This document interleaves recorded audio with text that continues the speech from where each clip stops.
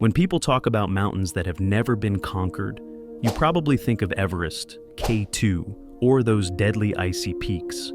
But the truth is, the mountains that have never been climbed aren't dangerous at all. They are simply too low, too small, or too invisible for anyone to even consider them mountains. And these are the strangest mountains to ever exist. Before we dive into these low-lying yet unconquered mountains, please give this video a like and subscribe to the channel so we can bring you even more informative content. Now, let's get started. 1. Subglacial mountains of Antarctica.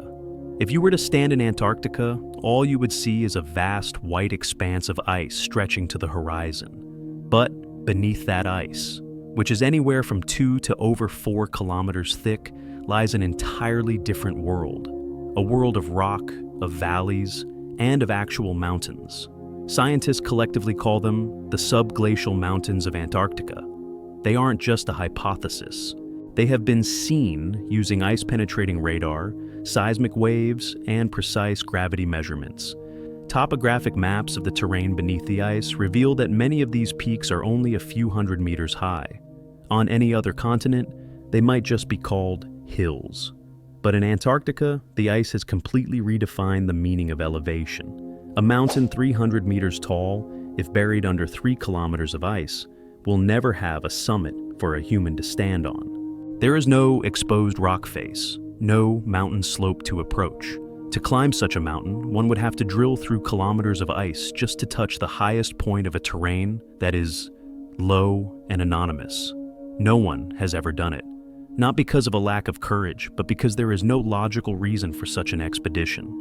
These mountains don't challenge humans with danger. They simply exclude us from the game from the very beginning. 2. Antarctic Nunataks. In Antarctica, most of the landscape is buried beneath ice sheets several kilometers thick. But in certain places, small rocky peaks rise above the ice like isolated islands in a frozen ocean. These formations are known as Antarctic Nunataks. Not all nunataks are tall. In fact, many are only 50 to 200 meters high above the surrounding ice. They have gentle slopes, no technical difficulty, and require no advanced climbing skills. If these same formations existed in Europe or North America, most of them wouldn't even be considered mountains. And here is the paradox. They are fully exposed. They are physically climbable. They are not especially dangerous. Yet there are no reliable historical records of people climbing most of these low nunataks with the intention of reaching their summits. The reason is not prohibition, not lack of capability, but lack of motivation. Expeditions go to Antarctica for climate science, glaciology, geology, or to attempt major mountain ranges with symbolic value. No one travels thousands of kilometers, endures extreme cold, and risks logistical failure just to climb a rocky rise too low to feel like an achievement and too obscure to matter historically. Many nunataks don't even have names. On maps, they appear as anonymous rock outcrops, not destinations. There are no established routes, no ascent logs, no summit stories. As a result, Antarctic Nunataks represent a rare case in the history of mountains. They are exposed, they are low, they are climbable, yet they remain unconquered in any meaningful historical sense. They were not defeated by humans, they were simply ignored, and perhaps in a world obsessed with records, flags, and first ascents, being ignored is the purest form of isolation a mountain can have. 3. Axial Seamount, Pacific Ocean. Imagine a mountain nearly 700 meters tall. On land, that would be a completely unremarkable climbing target. But Axial Seamount does not sit on land. Axial Seamount is an underwater volcano located on the Juan de Fuca Ridge, under more than 1,500 meters of seawater. It has clear slopes, a defined summit, and is even geologically active. But here, a very human problem arises. There is no dry ground to stand on. Even submersibles don't set foot on Axial Seamount. They can only hover above it. There is no summit moment, no sense of accomplishment, no story of conquest. Axial Seamount has never been climbed, not because it is dangerous, but because climbing it is not a meaningful act. It is a mountain that exists entirely within the world of science, yet remains completely foreign to the human experience. 4. Submerged Guyots, flat-topped seamounts.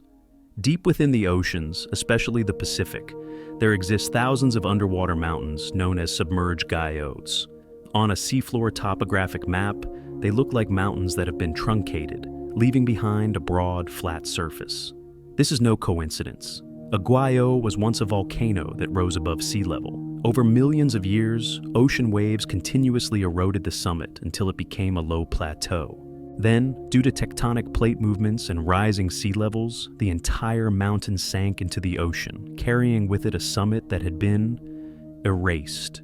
Today, many guyots stand only 100 to 500 meters above the seafloor. Geologically, they fully qualify as mountains. But for humans, they are no longer targets for conquest. There is no jagged peak. There is no clear highest point. There is no "I made it to the top" moment. Climbing a guyot, if such a thing were possible, would be like walking onto an endless flat plain. There is no finish line, no sense of completion. And so, throughout the history of ocean exploration, the concept of climbing a guyot has never existed. They are the rare mountains on Earth that were not defeated by man, but were stripped of their reason to be conquered by time itself. 5. Low-relief Antarctic hills.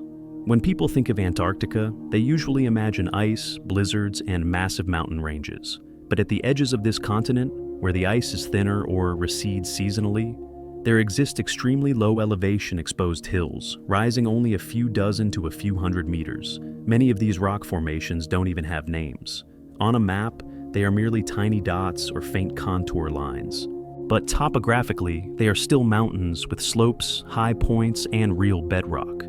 The paradox is, they are entirely climbable. No danger, no thick ice or snow, no special technical skills required. But no one does it. The reason is simple. There is no motivation. Expeditions come to Antarctica for climate science, geology, biology, or for the larger mountain ranges that hold symbolic value. No one travels thousands of kilometers and endures harsh conditions just to climb a mountain too low to provide a sense of conquest. There are no historical milestones there, no records to break, no stories big enough to tell. Therefore, despite sitting entirely on the Earth's surface, and despite the fact that one could stand on their summits with their own 2 feet, many of these mountains have never been climbed in any exploratory or historical sense. They are not forbidden. They are not dangerous. They are simply unimportant to human ambition. We often believe that mountains remain unclimbed because they are too dangerous, too high, too cold, too deadly.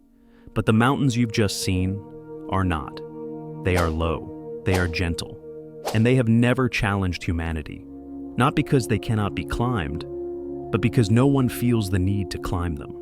Perhaps sometimes the most terrifying thing isn't being conquered, it is being completely overlooked. So, if you were the first person to stand before these mountains, would you climb them, or would you also turn away, like everyone before you? Thank you for watching.